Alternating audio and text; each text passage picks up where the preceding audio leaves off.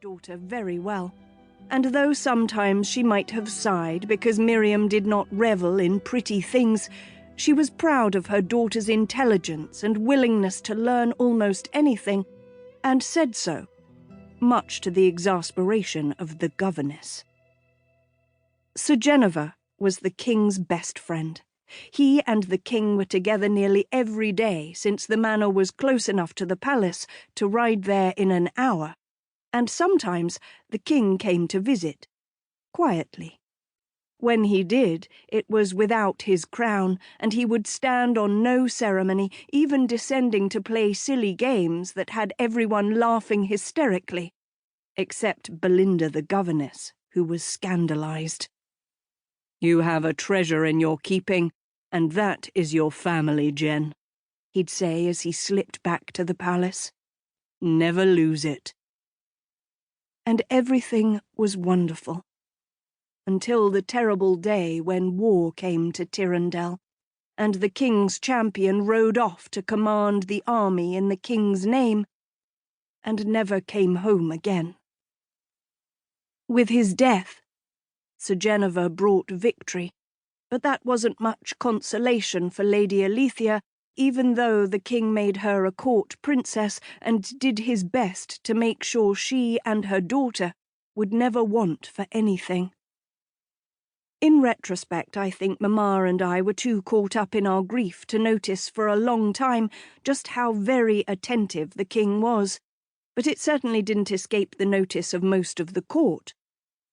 People began paying a lot more attention to us, and people who wouldn't have paid much heed to the widow of a mere knight with only the land of the manor garden, even if her former husband had been the king's champion, started hanging about, manoeuvring to get themselves into an advantageous position with us. I'll admit I thought it was because of Mamma's new title. I was only 13, and I had no idea that a court princess had no real position, and that all the title did was confer nobility on her line. For a while, Mamma was oblivious too. I stayed oblivious to the fact that she seemed to be feeling better, and that I didn't have to work so hard at keeping her spirits up every time something reminded her of father. So that meant I didn't have to keep bottling things myself, though I'd never let Mamma or Belinda see it. Of course, conferring nobility on Mamma was the whole point of making her something other than a simple knight's daughter and knight's widow, because exactly a year and a day later, during the anniversary of our victory, King Carlson proposed to Mamma.